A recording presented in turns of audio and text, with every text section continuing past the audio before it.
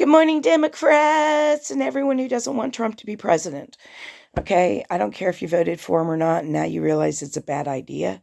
Let's not do this because the election was rigged.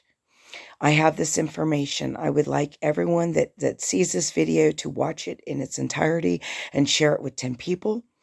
Send it to all your news networks, local, state, federal. Send it to everyone you know online. Send it to your local and state representatives. Send it to the White House. These messages are not getting through. I don't know why, but my email, like everything I've been emailing anyone, is being returned back to me. Hundreds of emails at this point. So I need like 10,000 people to email this to everyone, and somebody's email is going to get through, and this is going to become the national news. The election was stolen. Here is the information. I am going to read to you parts of a duty to warn letter written by cyber expert, network architect, data scientist, Stephen Spoonamore. Okay, his name is Stephen Spoonamore. This is posted on Substack. The links will be in the description below, as well as an interview he's done this week. Dear Madam President, this is my second duty to warn letter regarding the hacking of the 2024 presidential election. The first letter on November 7th was directed to the Commonwealth of Pennsylvania officials. Both warnings are made per the DNI Clapper 2015 directive to all agencies and contractors associated with intelligence and financial agency technologies to warn of suspicions of hacking. Okay, he goes into his qualifications, which include specializing in hacking and counter-hacking operations professionally. Okay, I am a lifelong Republican who has long placed service and participatory democracy over party. In government, I have twice been invited to SOCOM to give lectures on electronic warfare and techniques to find terrorist money laundering, and give keynote speech to the National Counterintel Summit on the same topic. I served as an after-action reviewer of communications and data failures on the 9/11 under the directions of Jim Woosley and the FDNA, the New York Commissioner Scapita, and wrote multiple hacking risk analysis for the Obama administration. Okay, so this guy's been around. He's actually retired now, if I understand correctly.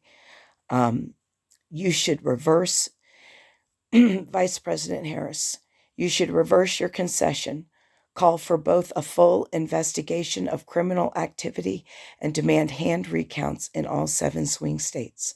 In my professional view, there are multiple and extremely clear indications the presidential vote was willfully compromised. I agree hopefully with the public letter of Duncan Buell, November the 13th, stating there is a possibility of hacking and a calling for hand recounts. Okay, this letter was only dated the 16th. It's been 5 days. We need to get this information out into the public sphere. Okay. The links will be posted below. You can also Google Stephen Spoonamore. I'm sorry, sir. And his duty to warn letter. It is on Substack. Okay, unusual elements. He breaks this down, and it's really very, very long. I don't want to read the whole thing, but he breaks down basically the unusual elements within the results. The results of the attacks are improbable in the extreme and well-tailored to the sole benefit of your opponent. Approximately 600,000 votes are for Donald Trump, but with no down ballot choices. These are either inserted bullet ballots for the presidential race or manipulated data fields. They are surgically added to totals in limited jurisdictions and within only the 7 swing states. This historically unprecedented set of numbers found in the 2024 swing states is absent in every other state in this 2024 election. Okay, so this manipulation was only in the 7 swing states. I'm ad-libbing there. Okay.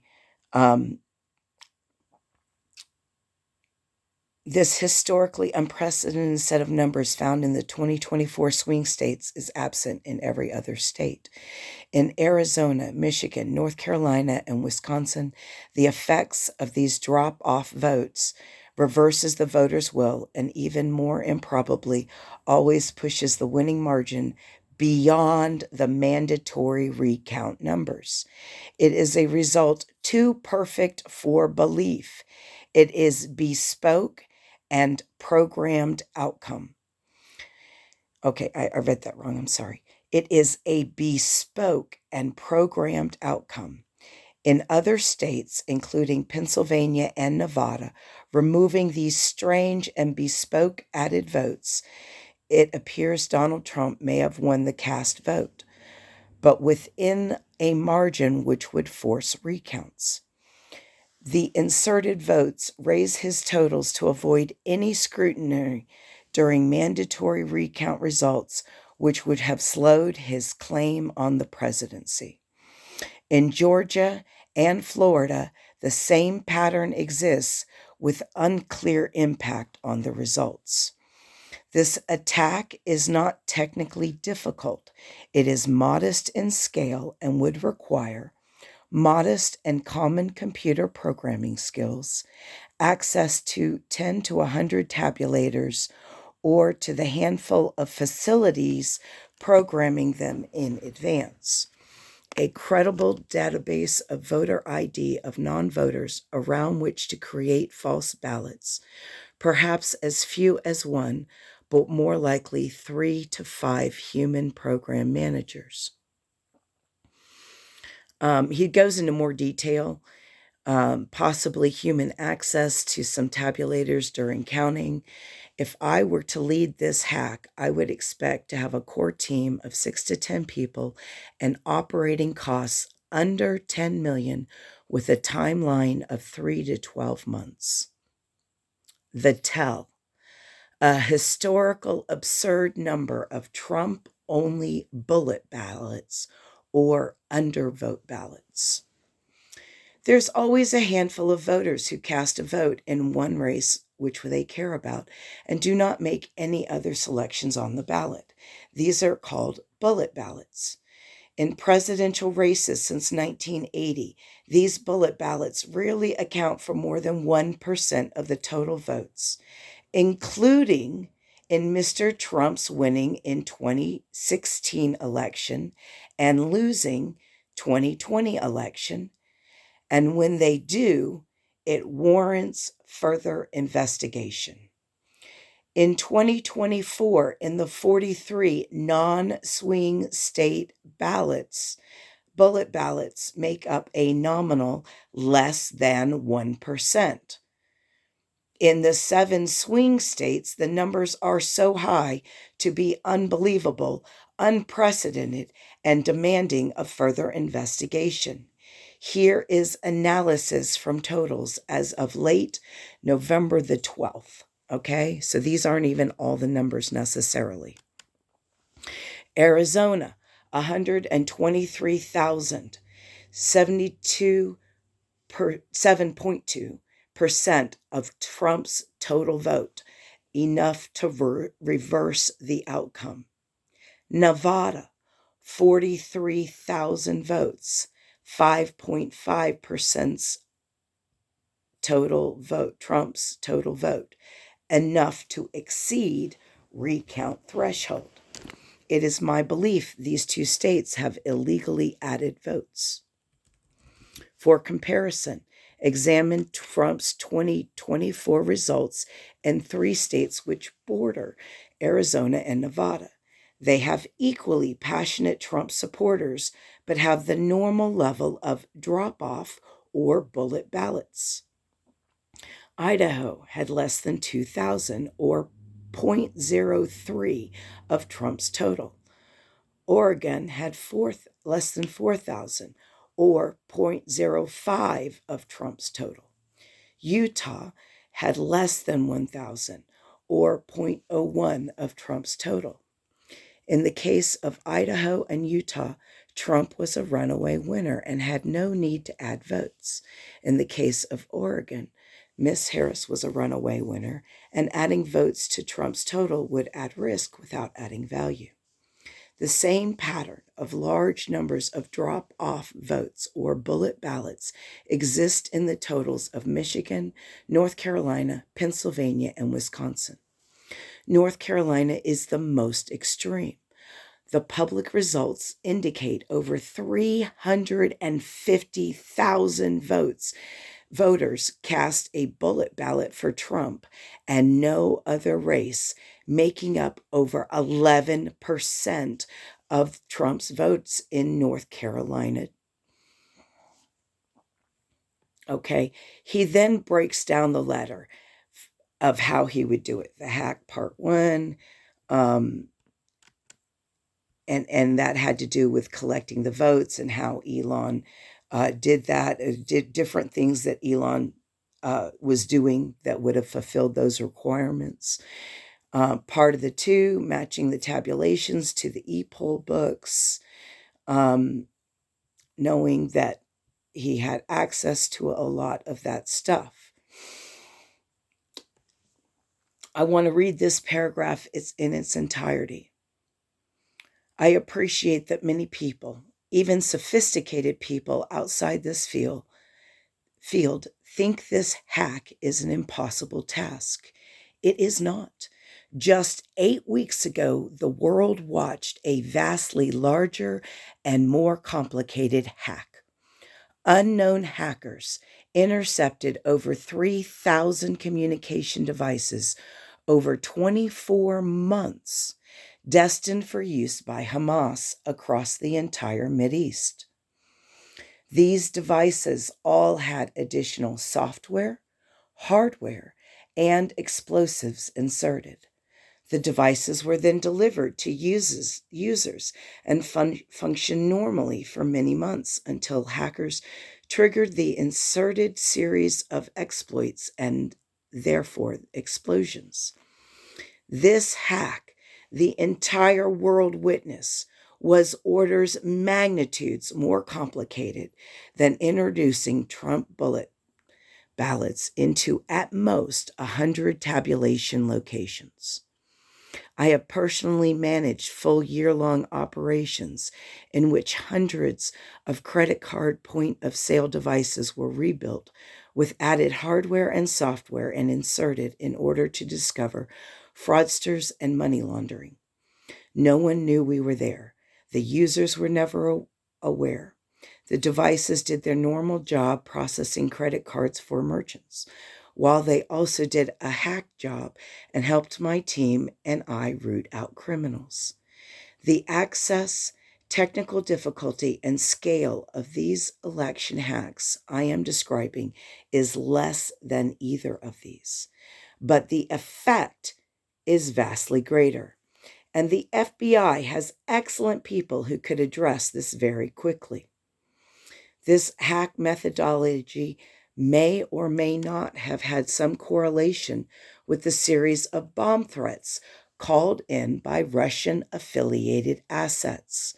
The use of distraction or diversion of this kind is common.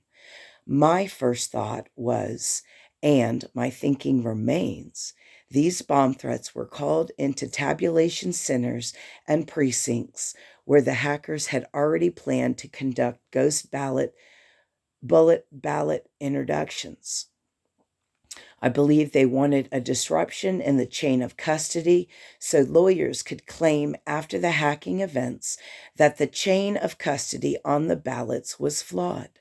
The creation of the false argument of a broken custody chain would then be used as a pretense to prevent hand recounting, as hand recounting would not match the Trump-favored results. However, by a reverse of that logic, any jurisdiction which was subject to bomb threats was forced to break standard operating procedures. This alone should be grounds for you to ask for a hand recount and criminal investigation. Lastly, I have been advised by an attorney that Arizona and Georgia have mechanisms in place for members of the public to demand a recount. But only you, Vice President Harris, have the ability to demand a recount across all the jurisdictions of concern. And then he leaves a formal final note that this is principally a duty to warn letter and a fulfillment of his constitutional oath of office as he has had to take for his office. So I'm sharing this with everyone. I'm asking everyone, please forward this to everyone.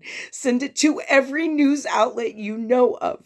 Send it to every person that you follow, watch, share it on TikTok, share it on Instagram, share it on every social media outlet. We must get this into the public hands. We, the Democrats, must all stand up and demand recounts and a criminal investigation. This gentleman is a cybersecurity expert. He is telling us there was fraud. We need to find it. We need to demand criminal conduct. I'm sorry, I'm emotional. If we think the man who cheats at golf, cheats on his wife, cheats at taxes, cheats his employees, cheats everyone. I mean, Trump is suing the people that took his company public to cheat them out of the money that he owes them. Okay, that's Trump. He cheats everyone. He tried to have his own vice president hung by a mob to keep the 2020 election. I mean, how many ways did he try to cheat in 2020? He had the fake elector ballots. He called representatives from different states and told them to find him votes. He tried to have his own Justice Department put out letters saying that the election was fraudulent. He tried to have a mob overthrow the count at the Capitol on January 6th. I mean, that was only 4 years ago. Did we all forget? He did all of that to keep that election that was fraudulent. Why wouldn't he do something in this election? We need to stand up and demand a criminal investigation. Vice President Harris, everyone send a letter to the president's office and demand the White House. You can go on the whitehouse.org or .com or some .gov. Demand a recount. Demand a criminal investigation. Make sure that everyone in the White House has read this duty to warn letter and given a public response on the news, and that every news outlet is discussing this. If it's fraudulent, fine, let's do a recount and find out that this guy's wrong and that Trump won for real. If it's not fraudulent, we need to be standing out on the street corners screaming at the top of our lungs until recounts are done. I don't care if we're past the due date. He didn't even get the numbers till the 12th, okay? And it takes time to look at all this and break it all down and do the results. His letter's dated the 15th or 16th, okay? And it's just not, in his interview, which I will link below on the Tom Hartman Project on YouTube, he talks about it can take 3 weeks for mail to get to the White House, and that the White House may not have seen this duty to warn. And so we need to make sure every person that sees this or any part of this needs to contact the White House, contact your news media, scream on every street corner until everyone has heard. The fraud network geniuses that are looking at the numbers are pointing out that there is too much evidence for there not to be hand ballot recounts in all 7 swing states. Mwah! I love you. I love democracy. I love all my MAGA and my Trump voters. I love everybody. Okay, but we want the best world for everyone, and concentration camps and using the military against your fellow citizens is not Jesus Christ. And if you think that's Jesus Christ, you need to go check your Bible, dude. Okay? Because that's not Jesus Christ. All right? I love you all. Saving democracy, one vote at a time.